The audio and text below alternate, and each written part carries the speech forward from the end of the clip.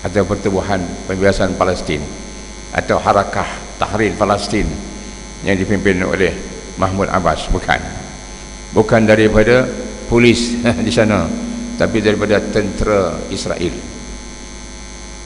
Bahkan nak masuk ke masjid tu pun saya dipahamkan, kerana kebetulan masa di Istanbul baru ni, boleh katakan saya sentiasa berdampingan dengan salah seorang imam dan khatib Masjid Aqsa itu yang hadir bersama dalam konferens atau muktamar 3 hari di Istanbul itu, iaitu Dr. Sabri. Beliau mengatakan tentera Israel lah yang akan menunjukkan pintu ni saja boleh masuk, pintu ni tak boleh masuk, atau bahagian ini boleh masuk, bahagian ini tak boleh masuk. Saya kebetulan hari ini nak bergesa tadi, sebab saya sampai rumah tadi dah dekat, dah pukul 6 lebih, lebih kurang, dan saya keletihan, terlelap sekejap, jadi terlupa membawa beg yang saya hadir di seminar tu, kerana di dalam tu ada dokumen-dokumen kertas-kertas, antaranya dokumen yang diambil daripada salinan undang-undang yang dibuat oleh rejim Israel pada tahun 67, tak lama selepas dia menakluki bumi Palestin Arab, yang membuat undang-undang secara beransur-ansur bahawa Al-Masjid Al-Aqsa atau Baitul Maqdis dan Al-Masjid Al-Aqsa itu akan menjadi milik yang sah secara undang-undang negara Israel untuk mereka, dan hanya ada bahagian kecil sedikit saja untuk orang Muslim dan Kristian. Ada dokumen yang diterjemah dalam bahasa Arab dari bahasa Ibri. Saya biasa saya bawa, saya tunjuk tu, walaupun tak baca, tapi nak buktikan ini dokumen, ini yang diedarkan dalam persidangan di Istanbul tu, yang ramai orang-orang Islam, ulama pun tak tahu. Saya pun kalau tak hadir seminar tu tak tahu ada enactment atau undang-undang yang dibuat oleh Parlimen Israel, yang akhirnya Al-Masjid Al-Aqsa itu menjadi milik mereka, melainkan kecuali sedikit bahagian saja. Tambahan pula, Israel menjadikan secara rasmi nantinya Baitul Maqdis sebagai ibu negara kepada negara Israel di bumi Palestin itu. Walaupun Baitul Maqdis ini terletaknya bukan dalam negara yang namanya Israel, yang saya kata tadi mengambil kira-kira lebih 3/4 dari bumi Palestin asal, kerana ia terletak di tebing barat Jordan, sungai Jordan tu yang dipanggil West Bank, yang menjadi Palestin Arab. Sebab Palestin yang menjadi negeri Arab Palestin ni ada 2 bahagian yang dipisahkan oleh Palestin Israel tu. Saya tak nak sebut Israel saja, saya kata Palestin Israel, sebab bagi kita seluruh tu Palestin, cuma dah dijadikan negara Israel, tapi kita masih menganggap itu Palestin kita, cuma ada negara Israel.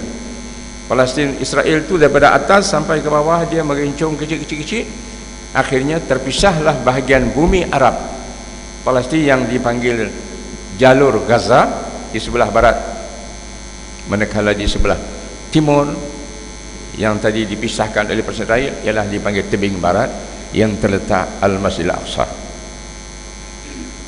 Jadi ini telah ditakluki Israel, dan akhirnya dia akan jadikan Baitul Maqdis ibu negaranya.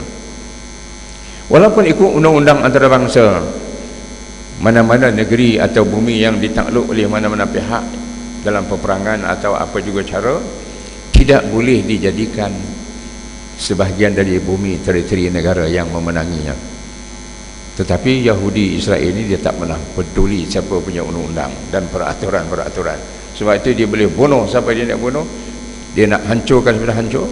Umpamanya daripada 8 Julai kemarin sehingga termeterainya perjanjian berhenti tembak atau gencatan senjata atau hudnah atau terus antara Israel dengan Palestin, lebih kurang 50 hari atau tak sampai, sebanyak 71 buah masjid hancur oleh bom dan roket Zionis Israel, dan 200 masjid lagi yang rosak di sana sini. Tapi umat Islam yang berhampiran dengan Palestin itu pun tak ambil tahu atau tak peduli pun. Mesir tak peduli pun. Negeri-negeri Arab yang di sekitar Palestin, mereka peduli sesama sendiri kerana sedang sibuk berperang sesama sendiri. Ya, di Syria perang sama sendiri, di Libya perang sama sendiri, di Iraq perang sama sendiri, di Yaman perang sama sendiri. Esok tak tahu pula, mungkin di Arab Saudi pun perang sama sendiri. Mana dah tahu? Sebab bunyi-bunyi ceritanya Arab Saudi nak merobohkan makam Nabi di Madinah tu. Kalau jadi mungkin jadi perang juga lah pula antara pihak yang tak suka dengan dia. Baik, jadi saudara-saudara, saya masa yang singkat ni saya nak ambil satu poin saja, iaitu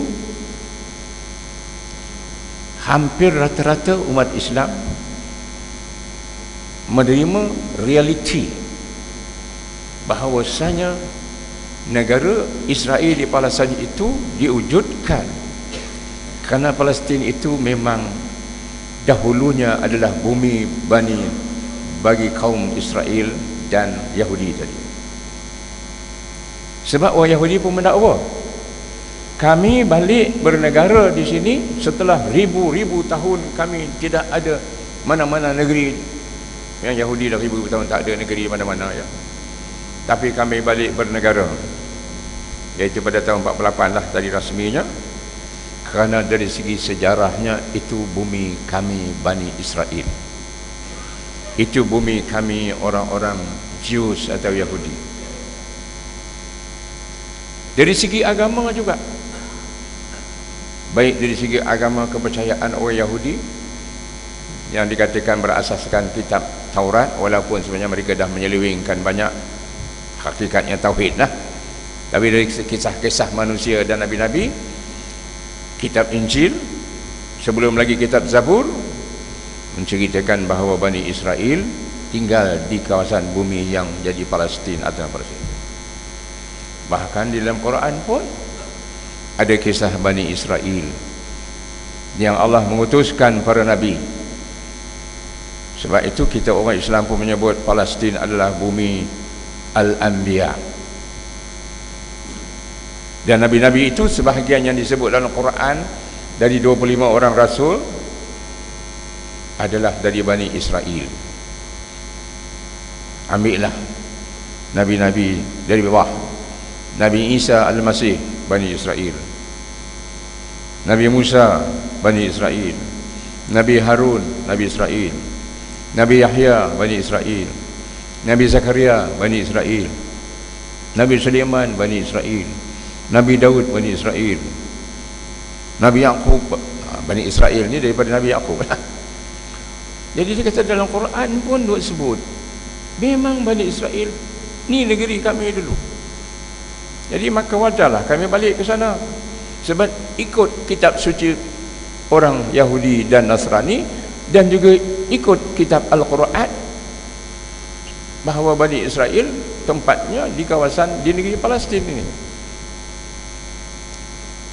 Jadi macam mana kita nak jawab, wahai ulama yang kena jawab dulu sebelum orang lain. Yang inilah yang dibincang di Istanbul.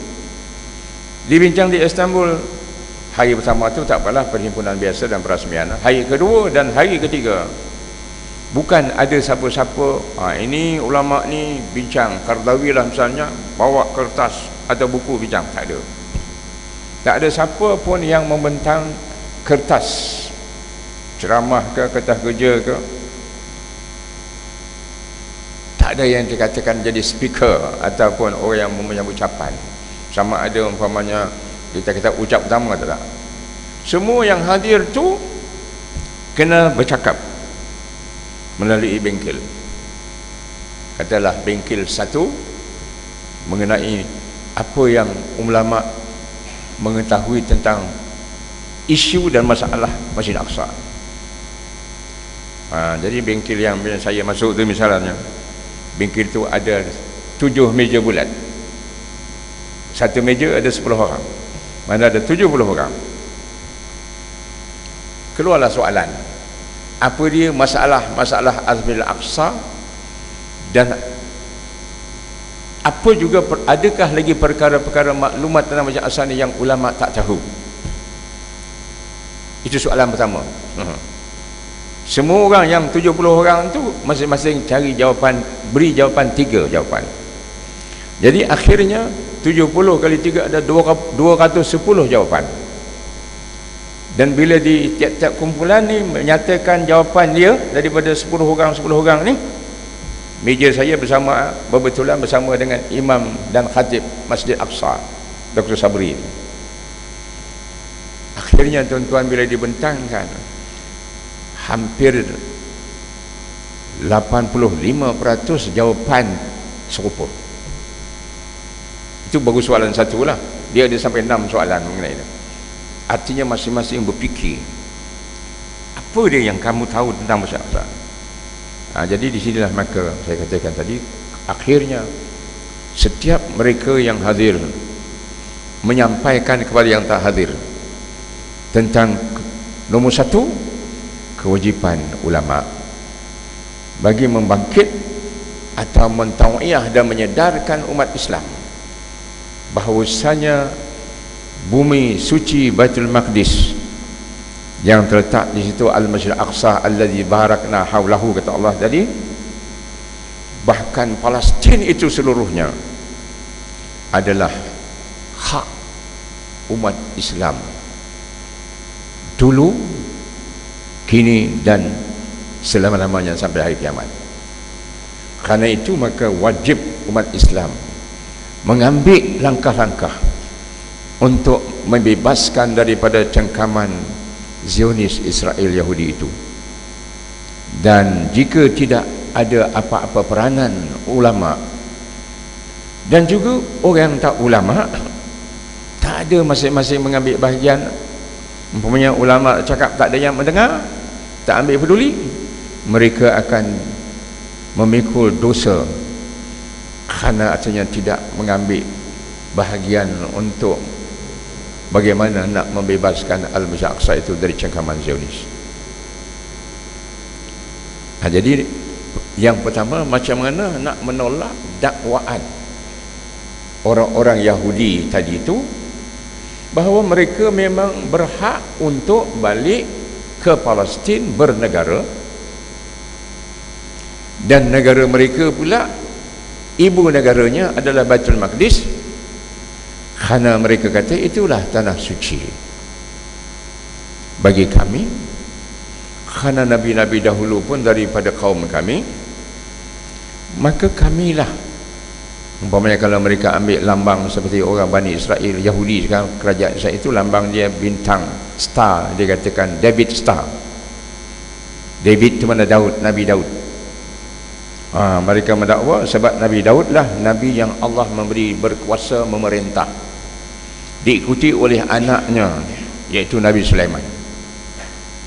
Kedua-dua Nabi ini adalah Nabi dari Bani Israel yang memerintah di Palestin dengan cemerlang dan hebat, terutama pada zaman Nabi Allah Sulaiman, sehingga syaitan pun menjadi umat rakyatnya yang taat. Kan dalam Quran sebut syaitan jadi penyelam mutiara, ifrit bertugas berkhidmat kepada Nabi Sulaiman, burung, semut, segala-galanya jadi umat dia.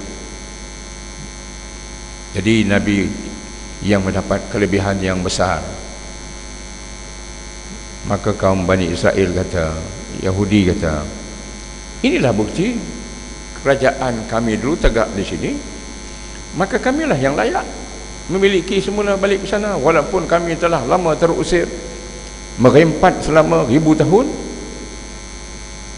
Kamu hanya penumpang kemudian saja. Kamu hanya pun duduk Baitul Maqdis ini berada di tangan kamu umat Islam hanya pada zaman Khalifah Umar Al-Khattab,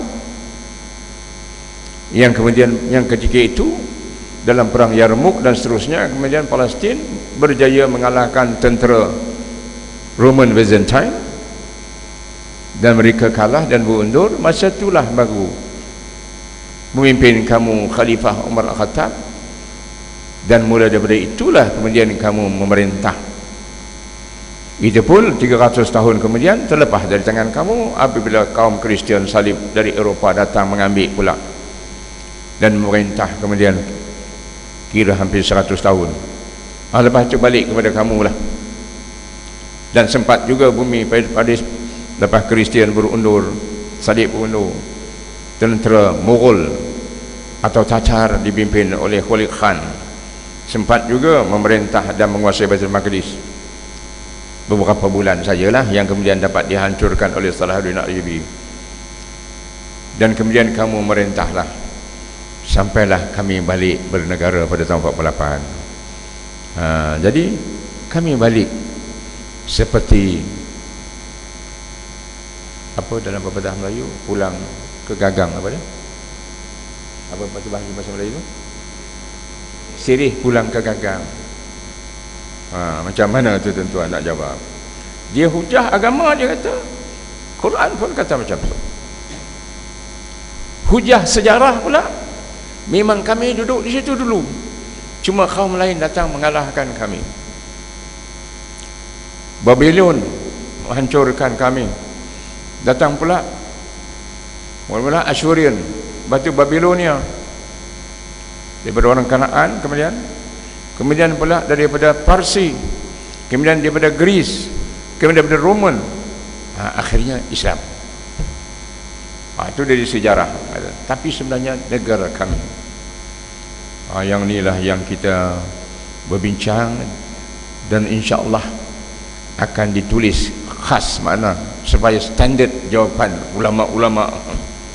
Kerana dulu kita tak pernah bersungguh memikirkan nak jawab benda ni, sehingga ramai orang Islam di dunia ni percaya memang dulu Palestin itu negeri Israel, negeri orang Yahudi, cuma mereka dah terusir lama, maka mereka kembali pula ke sana. Tambahan pula di dalam kitab mereka mengatakan bahawa mereka dijanjikan Allah, dijanjikan Tuhan sebelum kiamat mereka mesti balik ke sana. Itu kitab mereka pula. Tak apalah kitab mereka pun, mana kita kena tahu juga. Bahkan bukan kitab mereka saja, kitab orang Kristian juga, terutamanya Kristian Protestan. Ya, Protestan baru, ya kan.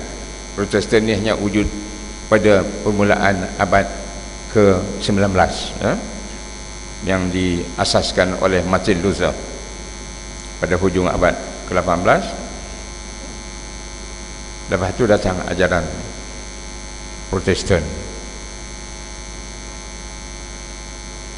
yang juga Protestan mengatakan bahawasanya Yesus tidak akan turun ke bumi atau ke dunia ni kecuali setelah orang-orang Yahudi yang berselera di seluruh dunia balik bernegara di bumi Palestin dan beribu negarakan Baitul Maqdis. Itu Kristian pula, Kristian Protestan. Sebab itu dalam ajaran Kristian Protestan ada apa yang dikatakan Christian Zionism. Christian Zionism, yakni pahaman Zionism Kristian, terutama sekali yang diwar-warkan pada zaman Martin Luther itu. Dia cuma kata Yahudi ini patut kita muliakan walaupun dia membunuh Yesus, tetapi kalau tak ada Yahudi kita akan jadi ancam anjing saja, kata Martin Luther, sebab nabi-nabi diutus Allah Rasul dari kaum Bani Israel atau Yahudi. Tetapi kemudian kepahaman itu sampai kepada satu tahap apabila seorang padri besar Kristian Protestan daripada Amerika yang berhijrah duduk di Palestin dan akhirnya membuat kaji selidik mengatakan bahawa Yesus tidak akan turun semula ke dunia melainkan setelah orang-orang Yahudi bernegara, dan negaranya adalah bumi Palestin. Itu yang diajarkan oleh Kristian Protestan melalui padri Amerika yang beragama Protestan yang namanya Eugene Blackstone. Anda boleh Google nama dia. Nak tahu banyak cerita ni, balik ni buka komputer, Google kan Christian Zionism ataupun Eugene Blackstone. Banyaklah boleh cerita sejarah yang mengarangkan buku Jesus is Coming. Jadi makna Kristian pun mendukung. Yahudi dah tentu lagi lah, kuat lagi lah hujah mereka, apalagi mereka bersandarkan Quran tadi. Anak jawab inilah, maka sebenarnya orang-orang Bani Israel dan Yahudi tak boleh mendakwa Palestin itu adalah bumi asal mereka, Kerana siapa dia Bani Israel? Bani Israel ini adalah keturunan Nabi Yaqub alaihi salam. Nabi kita jugalah. Kita wajib beriman, dia adalah salah seorang daripada rasul yang kita wajib iman. Yaqub inilah yang digelarkan Israel. Isra maknanya mencari-cari, Il maknanya Tuhan. Jadi gelaran Nabi Yaqub ni sebelum dia dapat wahyu, yang semua Nabi-Nabi mencari-cari Tuhan. Nabi Ibrahim macam kan, bila tengok bintang ni dia kata yang ni ke Tuhan? Oh dah, yang ni ke matahari dah. Mencari-cari bintang. Nabi Muhammad SAW pun mencari-cari Tuhan juga, sehingga pergi masuk berulang-alik bertahanus di Gua Hira, sehingga akhirnya dapat wahyu. Allah pun sebut dalam Quran, wa wajadaka dhallam fahada.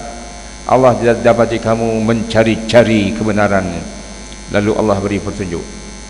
Jadi Nabi Yaqub ni, dari Nabi Yaqub ni datang yang Yahudi ni, Bani Israel, zuriat dia. Sebab anak cucu Nabi Yaqub. Nabi Yaqub ni anak kepada Nabi Ishaq. Nabi Ishaq anak kepada Nabi Ibrahim. Nabi Ibrahim lah yang duduk di Palestin itu, tapi Nabi Ibrahim bukan Bani Israel. Nabi Ibrahim adalah Arab purba yang datang dari negeri Kanaan. Allah utus dia di bumi Kanaan, di sekitar Iraq sekarang ni, bahagian Iraq selatan. Rajanya sangat zalim, seperti kita baca dalam Quran, menghukum bakar hidup-hidup Nabi Ibrahim AS. Tetapi setelah dicampak dalam api, azan silakan. Kita tangguhkan sekejap.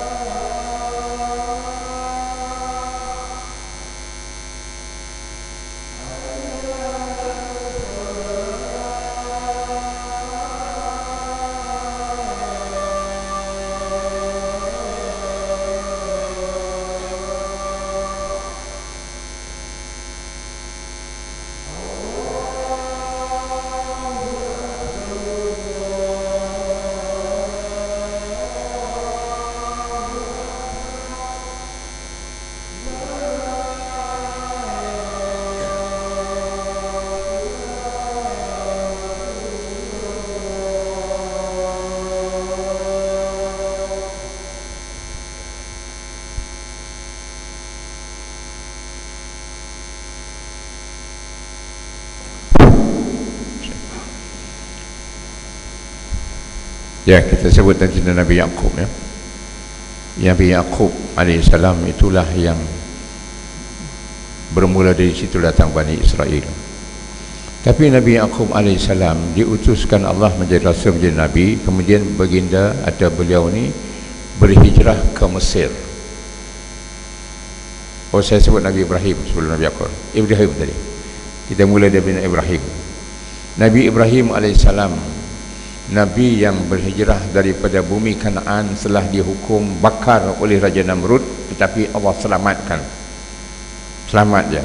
Bila Allah kata wa qulna ya naru kuni bardan wa salaman ala Ibrahim. Api tak membakar bila Allah perintahkan supaya jadi sejuk. Lalu Nabi Ibrahim berhijrah meninggalkan bumi Kanaan, iaitu Iraq, singgah hanya di negeri Syam yang menjadi negeri ketika Nabi Syuaib kat sana. Hari ini Jordan, Syria. Kemudian barulah berhenti di Palestin.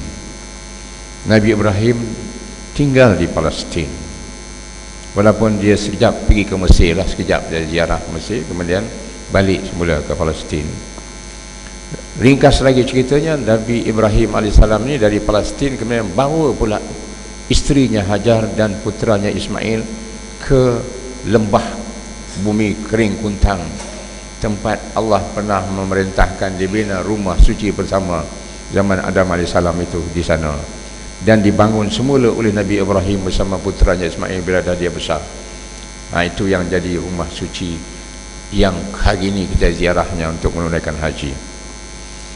Jadi bermakna Nabi Ibrahim bukannya Bani Israel, dia Arab purba.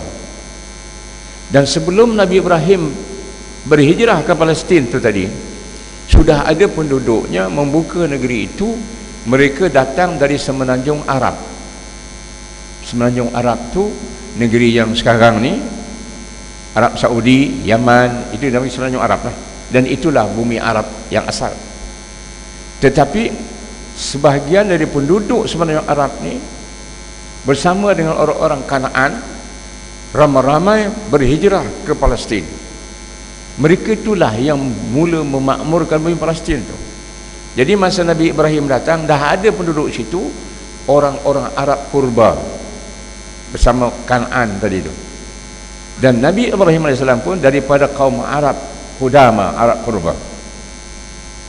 Jadi bermaknanya dari segi sejarahnya, sebelum adanya Bani Israel sudah ada orang Arab, iaitu yang tadi berhijrah dari semenanjung Arab bersama orang-orang Kanaan daripada bumi Iraq, dan mereka lah yang tinggal di sana. Nabi Ibrahim AS pula memang juga Arab purba. Nabi Ibrahim inilah yang menurunkan zuriat melalui putranya Ismail yang tu di Makkah untuk terus mengukuhkan zuriat orang Arab daripada purba kepada Arab baru. Arab baru itu Arab Quraisy lah. Kerana Arab ni adalah Arab zaman purba. Lepas itu dipanggil Arab Aribah. Kemudian baru datang Musta'ribah. Itu peringkat-peringkat. Manakala di bumi sana tadi itu, Nabi Ibrahim tadilah benarlah anak dia Ishak, yang dapat anak pula Yaqub, dari situ Bani Israel. Tapi Bani Israel tadi bila Yaqub ni menjadi ketua ataupun tok nenek Bani Israel atau Yahudi lah kita kata sekarang ni, dia hijrah ke Mesir.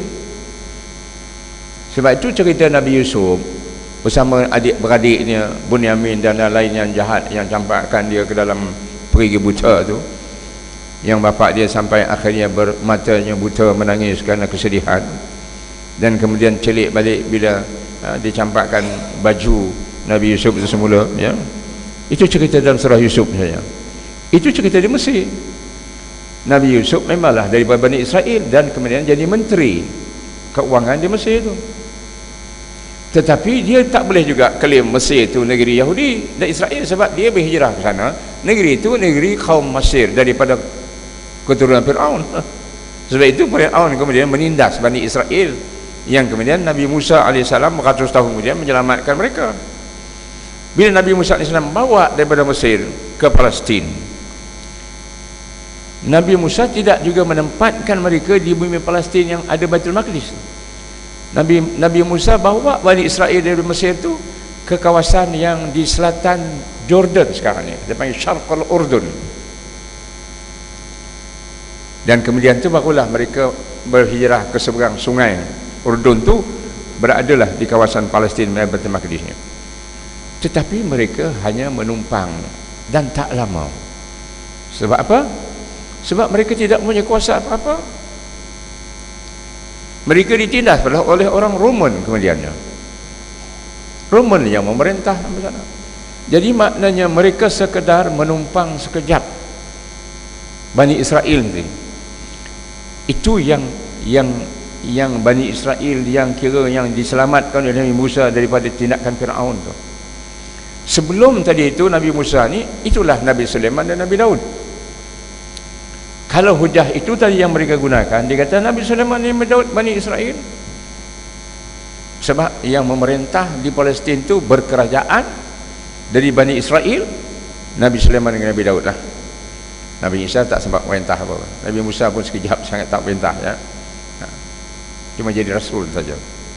Jadi ambil kuasa memerintah bernegara 80 tahun, dua beranak ni mengetuai kerajaan. Nabi Daud kemudian disambut oleh anaknya Nabi Sulaiman. Nabi Sulaiman ni yang Allah perintahkan membina masjid yang kedua tertua di bumi ini, yang diklaim oleh Yahudi sekarang sebagai Ma'bad Sulaiman, The Solomon Temple, yang mereka konon nak gali daripada bumi di bawah Masjid Aqsa yang mereka nak runtuhkan tu. Macam mana nak jawab apabila dia berhujah dengan nabi-nabi ini? Dan ini betul, Nabi Sulaiman, Nabi Daud berkerajaan di bumi Palestin. Jawapannya, siapa Nabi Sulaiman, siapa Nabi Daud?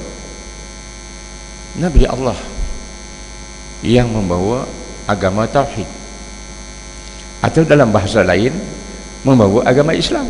Pada zaman itu Islam. Nabi Daud membawa agama Islam. Kerana Islam itu agama Allah. Agama Allah satu saja, inna dina indallahil Islam. Ini kalau Yahudi nak berguna hujah Quran tadi ya, pasal dia kata Quran kamu kata gini, kita okay. Dia kena percaya ke yang kita kata ni? Quran kata inna dina indallahil Islam. Nabi Daud kata ana minal muslimin, mereka Quran. Nabi Sulaiman kata wa ana minal muslimin. Nabi Ibrahim lagi awal lagi wa ana minal muslimin. Nabi Yaqub kata wa ana minal muslimin. Artinya semua rasul-rasul, nabi-nabi yang diutus dari kaum Bani Israel yang tadinya di kawasan bumi Palestin itu, dan yang sempat memerintah dua beranak tadi pula, ini rasul-rasul Nabi Allah yang membawa agama tauhid. Inna hazihi ummatukum ummatan wahidah wa ana rabbukum fa'budun, yang hanya menyembah Allah sahaja. Mereka ini adalah nabi-nabi yang beragama Islam. Itu istilahnya. Dan agama Islam ini bersambung-sambung antara nabi-nabi, berakhir dengan Nabi Muhammad SAW. Bermaknanya bumi Palestin itu yang berhak menjadi tuannya, pemiliknya, mewarisinya ialah mereka yang beragama Islam. Sebab rasul-rasul yang kamu kata dalam Quran tadi itu dari Bani Israel, betul Bani Israel, tapi Bani Israel yang menganut agama tauhid, dan yang Allah mengatakan mereka inilah orang-orang yang berhak tinggal di bumi ini kerana mereka beriman dengan Allah. Alladzina imakkannahum fil ardi aqamus shalah wa atau zakah wa amaru bil ma'ruf. Dalam bahasa yang mudah, rasul-rasul itu semua adalah membawa agama Islam. Bumi Palestin itu bumi hak orang Islam, yang ketuanya rasul-rasul dan nabi-nabi yang berkuasa ataupun yang tak sempat berkuasa. Jadi kamu pula, adakah kamu masuk golongan orang-orang yang beriman kepada rasul-rasul itu, menerima agama yang dibawa Nabi itu? Oh, Yahudi kata kami pun memang pegang kitab Taurat dan kitab Zabur. Bukankah kitab Taurat kah, kitab Zabur kah, kitab Injil kah, semua kitab ini mengajarkan Allah hanya satu. Semuanya rasul-rasul membawa ajaran la ilaha illallah. tak ada Tuhan ghairuhu, tak ada lain badannya. Kamu orang Yahudi hari ini ataupun sejak zaman dulu pun menentang rasul-rasul itu, maka kamu orang yang menentang rasul-rasul yang mereka itulah pemilik bumi Palestin, dan kamu menentangnya, kamu menderhakanya, kamu jadi kufur kepada ajaran yang dibawanya. Sebab kamu kata Allah itu ada anak. Itu orang Yahudi lah. Kan Yahudi kata Uzair, Nabi Uzair itu anak Allah. Quran beritahu. Sebab kita baca Quran, dia pun tadi ambil tunjuk Quran juga. Dalam Quran kamu cerita begini-begini. Okey. Quran kami yang kami beriman ni, Allah kata wa qalatil yahudu Uzair ibnullah.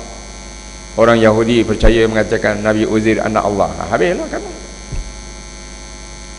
Yang Kristian kita jangan cakap dulu, kita cakap Yahudi dulu.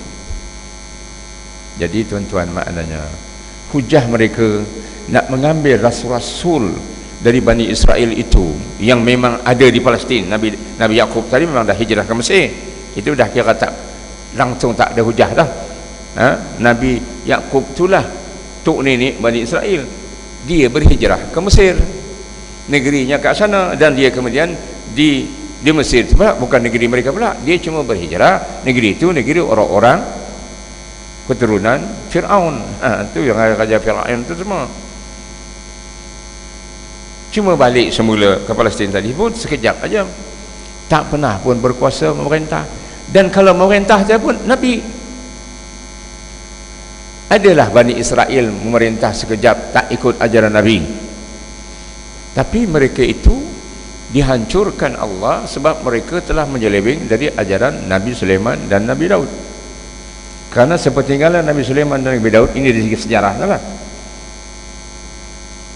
Bani Israel ni pemimpin-pemimpinnya, ulama-ulama dia telah menyeleweng tadi, nukar agama tauhid. Maka Allah binasakan karena mereka telah melakukan kerosakan kepada agama Allah itu, dan Allah hantarkan kaum lain untuk binasakan mereka. Ini Allah sebut dalam Quran, dalam surah Al-Isra ayat 4. La tufsidunna fil ardi marrataini wa la ta'lunna 'uluwan kabira. Kemudian datang Allah hantar orang yang uli ba'sin syadid. Itulah bangsa Babylon yang menghancurkan kingdom of Juzia. Lepas itu mereka tak ada dah. Jadi mana kerajaan mereka tidak diiktiraf oleh agama tauhid yang menurunkan rasul-rasul tadi. Jadi macam mana kamu nak mendakwa kamu pengikut pada rasul-rasul itu? Malah di sana dalam Quran banyak menyebutkan bahawa Bani Israel yang Allah telah laknat, kutuk ni dan murkai ini kerana perbuatan mereka. Allah nak perbaiki mereka, hantar lagi rasul, Nabi, mereka bunuh. Mereka bunuh Nabi Yahya, mereka bunuh Nabi Zakaria, mereka nak bunuh Nabi Isa AS. Menurut kepercayaan pengikut Kristian, memanglah Nabi Isa dibunuh oleh Yahudi. Jadi kesimpulannya, dari segi sejarah tadi pun out, artinya mereka tak ada hujah. Karena dari segi sejarah yang membuka Palestin, yang membuka Palestin Arab daripada semenanjung Arab dan dari bumi Kanaan. Kemudian datang Nabi Ibrahim AS juga Arab. Nabi Ibrahim pula menghubungkan Palestin yang dari Arab tadi, Arab purba tadi, dengan Makkah yang memang bumi Arab, yang Allah menjadikan bangsa Arab di situ, khasnya kaum Quraisy yang turun kemudian untuk menjadi ketua orang-orang Arab yang Allah utus Nabi dari kalangan mereka pilihannya untuk seluruh manusia. Jadi itu dari segi sejarah. Dari segi agama, Palestin itu bumi umat tauhid yang dipimpin oleh para anbiya dan rasul yang sempat berkuasa seperti Nabi Sulaiman, Nabi Daud, atau yang tak sempat berkuasa tapi menyebar agama dan mendakwah di bumi tersebut. Dan yang menentangnya kemudian mereka inilah yang sebahagian majoriti yang kemudian Allah murkai atas mereka itu, yang menjadikan mereka hidup merempat ribu tahun. Jadi makna tak ada hujah dari segi agama yang boleh mengukuhkan dakwaan palsu mereka yang Palestin adalah bumi mereka itu. Habis itu macam mana mereka boleh balik juga dan bernegara?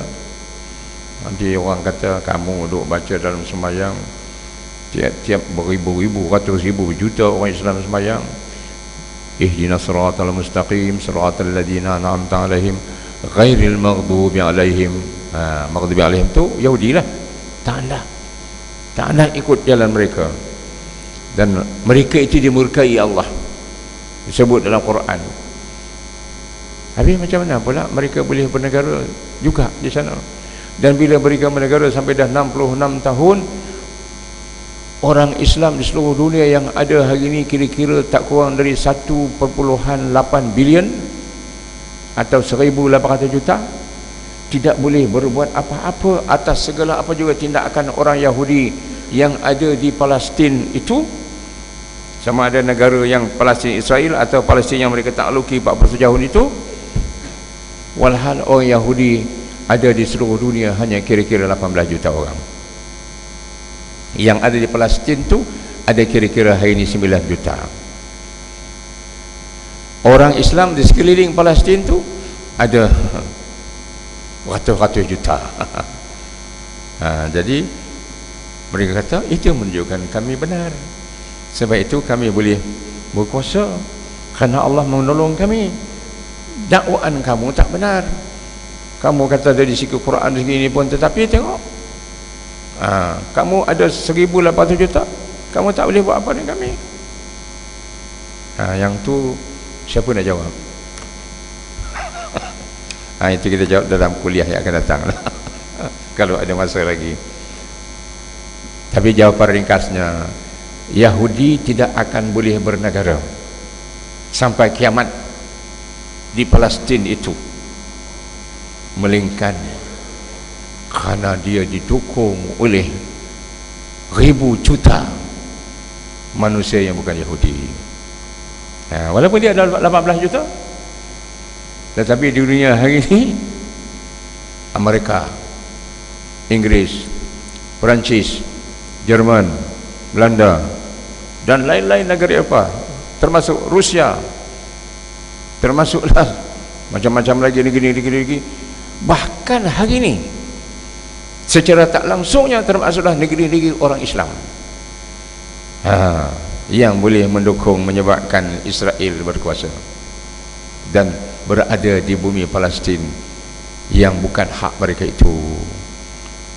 Kerana dari segi sejarahnya pun saya katakan tadi, orang yang memulakan ajaran Yahudi mesti diberi balik negara di Palestin, dan Palestin itu negeri tempat yang dijanjikan Allah untuk Yahudi balik bernegara. Orang Kristian Protestan, melalui yang saya kata tadi, Eugene Blackstone yang menulis buku Jesus is Coming, dan kemudian membuat memorandum bila dia balik ke Amerika, membuat satu memorandum yang disokong oleh semua puak-puak Kristian dan bukan Kristian dan puak-puak politik dan macam-macam lagi.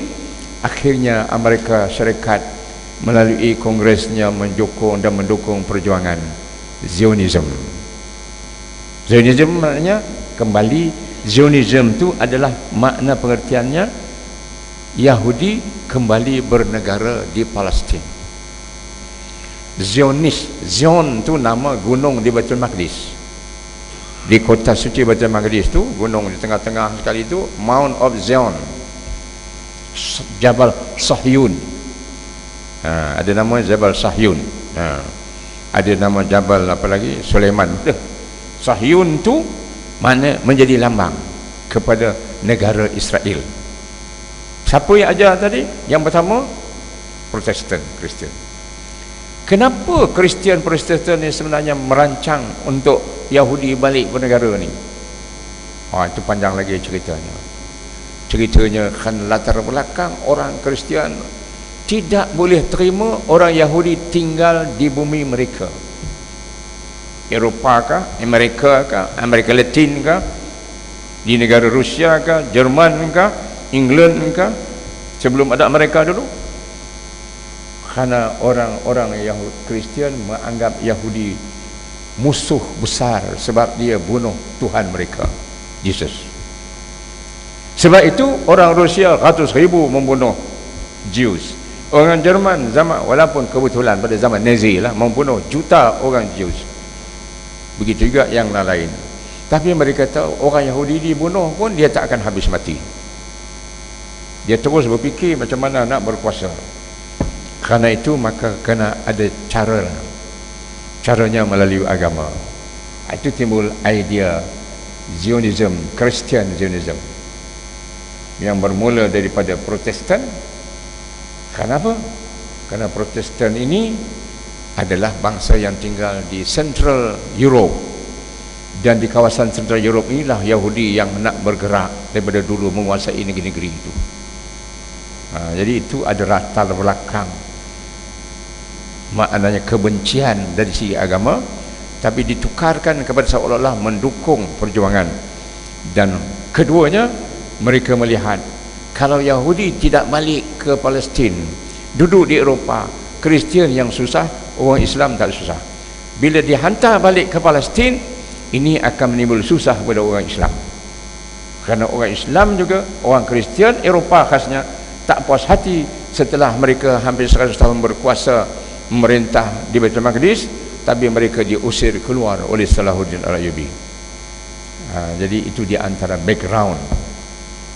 Tapi yang penting hari ini mereka didukung oleh negara-negara barat.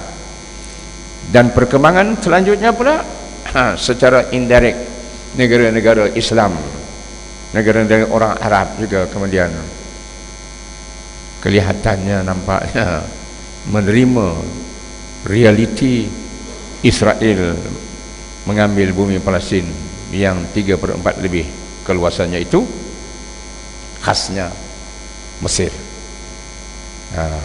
yang hari ini sangat intim hubungan dengan Zionis Israel. Dan kerana negeri-negeri Arab pula takut kepada gerakan Islam melalui Al-Ikhwan Al-Muslimun, maka negara-negara orang Islam, negara orang Islam, kerana ketakutan kepada Ikhwan, mengisytiharkan Ikhwan sebagai teroris, maka dengan senangnya pula Israel menumpang untuk menghancurkan Ikhwan. Sebab itu kenapa Israel mengganas di Gaza? Kerana yang berkuasa di Gaza, mentadbir Gaza ialah Hamas. Siapa Hamas? Hamas ialah Al-Ikhwan Al-Muslimun, cuma lahir dalam bentuk Hamas di Gaza. Dan berbaku ni negara-negara, majlis negara-negara teluk, Majlis Ad-Dual Al-Khaliji ataupun Council of Gulf State, Arab Gulf State, yang diketuai oleh Arab Saudi, dalam persidangan mereka beberapa bulan lalu mengisytiharkan pergerakan Ikhwan Muslimun, Al-Ikhwan Muslimun adalah pergerakan teroris dan mesti dihapuskan di mana mereka berada. Oleh kerana Ikhwan berpusat kuat di Mesir, maka Mesir bisa dibantu untuk menghancurkan Ikhwan Muslimun yang pernah tampil menunjukkan hidung dia selama setahun melalui pemerintahan Dr. Mursi. Maka Arab Saudi dan United Arab Emirates dan Kuwait menyokong berbilion-bilion dolar dihantar ke Mesir untuk mengambil tindakan menghancurkan Ikhwan Al-Muslimun, sekaligus memberi kemenangan, semangat kepada rejim Zionis Israel.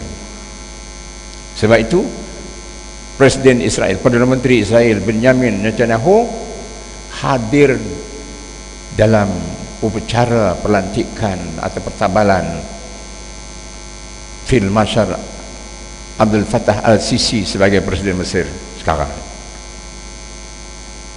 Nampak? Tapi macam mana pun tuan-tuan, Allah pun menjanjikan juga kemenangan kepada kita. In tansurullah yansurkum. Jadi setakat itulah dulu saya bercakap. Inilah yang ulama-ulama bincang tadi, macam mana nak melaksanakan supaya kita dapat menunaikan yang apa yang Allah janji kepada kita. Kita kena berjanji juga dengan Allah, menunaikan janji kita dengan Allah. Allah kata intan surullah yang surkum. Jika kamu membantu Allah, pasti Allah bagi bantuan untuk menangkan kamu.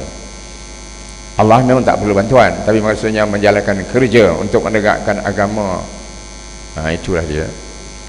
Jadi mudah-mudahan sedikit yang saya sampaikan ni, kurang-kurangnya saya dah menyampaikanlah apa yang diamanahkan oleh Muktamar Ulama Sedunia tadi.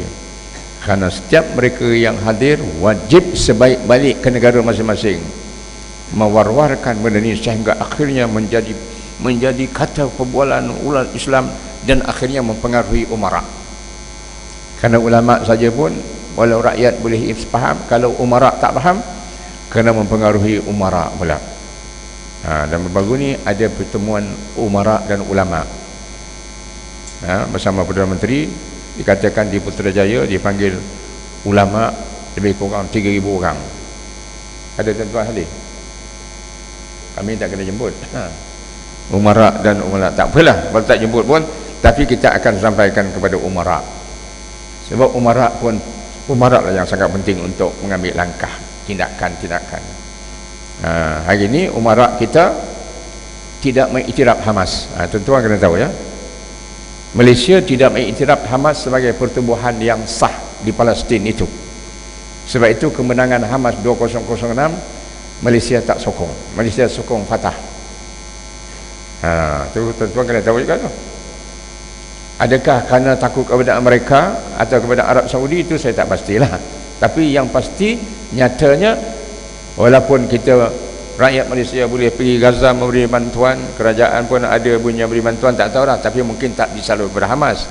Bantuan tu disalur kepada Fatah lah.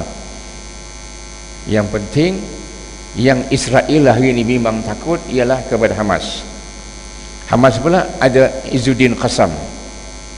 Siapa Brigadier Izzuddin Qassam?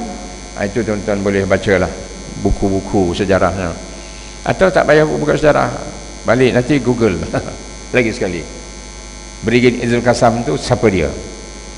Yang itulah yang Israel hari ini paling takut, sehingga Israel bersetuju untuk berdamai jangka panjang dan menerima 6 syarat yang pernah dahulu ditolak mentah-mentah oleh Israel. Israel bersetuju menerima ke 6 syarat itu, padahal Hamas tak pergi pun. Itu pasal apa? Kerana dia dah takut dengan Brigadier Qassam. Walaupun negeri bumi Palestin Israel itu telah disekat dengan tembok yang tinggi dan tebal mengelilingi sempadan antara Palestin Mesir, Palestin Arab dan Palestin Israel. Tembok Israel itu satu-saja dalam dunia gini yang memisahkan negerinya dengan negeri Arab, sepanjang 700 km dari selatan sampai ke utara, mujur di tepi pantai.